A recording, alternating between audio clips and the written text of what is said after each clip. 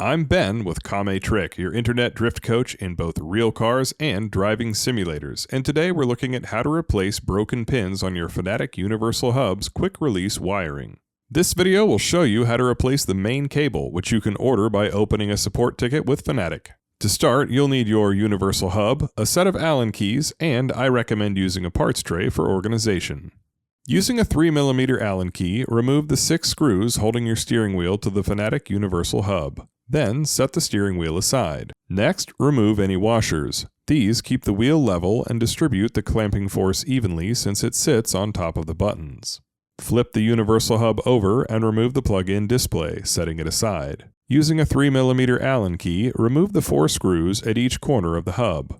Note that each one has a small metal washer, so be careful not to lose them as you remove the screws. Note that some of the washers may remain stuck inside the holes. Now you can flip the hub upside down and collect washers that didn't come out with their respective screws. I should have cupped my hand under the holes, so learn from my mistake. Note that the wires coming out of the Universal Hub go through a square rubber grommet, which prevents them from being worn down by the wheel moving and vibrating while it operates. These grommets may come out of their holes during disassembly, so try to keep track of them or remove them as you go, if you prefer. The circuit board is held in place by 4 Phillips head screws located at each corner. Before proceeding, I also recommend taking a photo or drawing a diagram for where each button group's wiring plugs into the board, as we'll be removing them soon. Next, use your screwdriver to remove the 4 circuit board screws.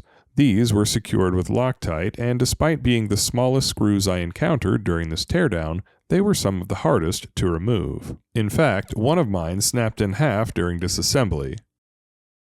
Next, you'll remove the 7 wiring connectors from the circuit board. First, remove the small white paddle shifter connectors. There will be one on each side of the board at the top right and top left. Now remove the medium connectors which go to the button groups. On the right side, the top button groups connector is in the middle right, and the bottom connector is on the bottom right of the circuit board.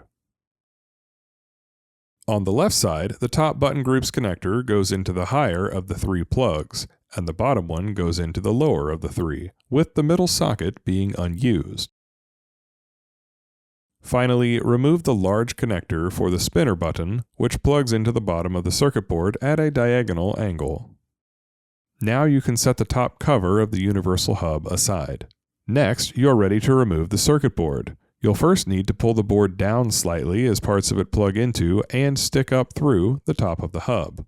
Once that's free, you can angle the board up while being mindful of the USB port at the bottom. Note that the circuit board won't come out very far because the underside has a connector for your quick release wiring, which is still plugged in.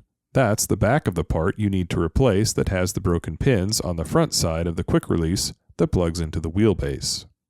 Assuming your wheel hasn't been torn down before, the quick release connector is secured with black hot glue from the factory, which you'll need to scrape off before you can unplug the connector to replace it. While you could remove it now, and I show how to do it a little later, I decided to work on the front side of the quick release next. On the front of the Universal Hub, you'll find 5 screws, which you can remove with a 3mm Allen key. They're fairly long screws, as you can see. Go ahead and remove all 5. Next, turn the hub over and catch this thin metal washer, which will fall out effortlessly now that the screws have been removed. At this point, the quick release wiring is loose from the front side of the wheel, and we need to remove the circuit board connector to pull it out through the front.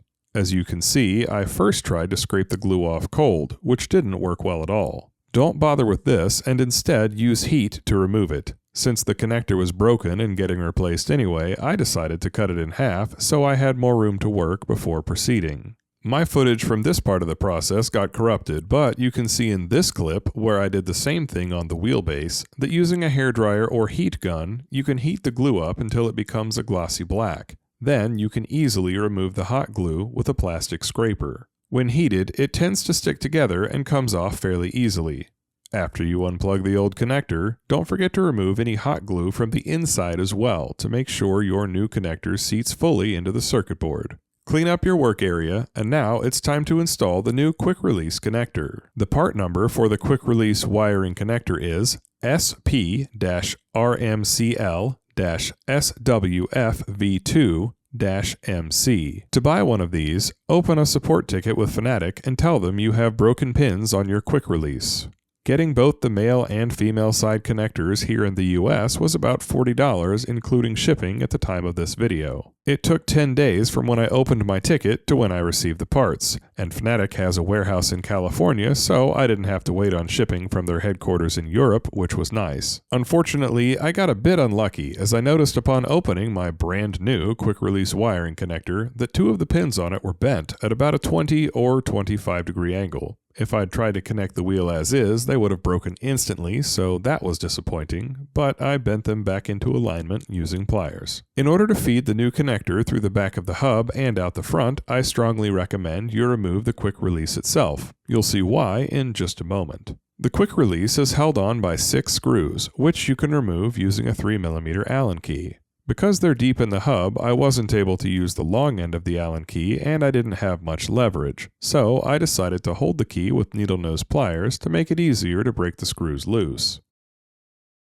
The screws for this are quite short, as you can see. Go ahead and remove all 6 of them. At this point, there's nothing holding the quick release to the hub, but in my case it was bonded together. I took a quick trip out to the garage and used a dead blow hammer to gently tap the metal hub enclosure, which easily separated the 2. Now we'll pass the new wiring connector through the quick release. The connector is wider than the diameter of the quick release, so you need to fold it over on itself to pass it through.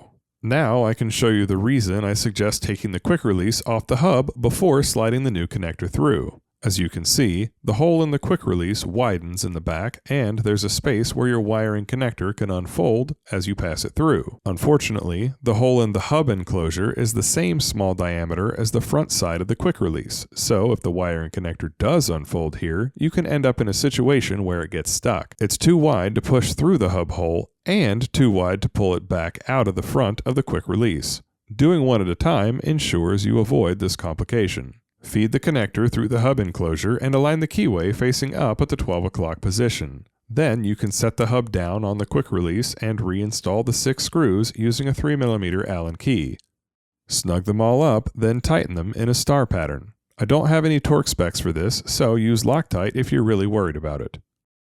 Next, you'll reconnect the quick release wiring to the circuit board. This isn't a best practice, but I decided to use pliers to ensure it was plugged in firmly, while taking care not to apply pressure to any metal pins or wiring coming out of the connector or its port. If any of your button pads from the top of the hub fell out, reinstall them now. They press in fairly easily, and I used an Allen key to help pop up the last button, which was being stubborn.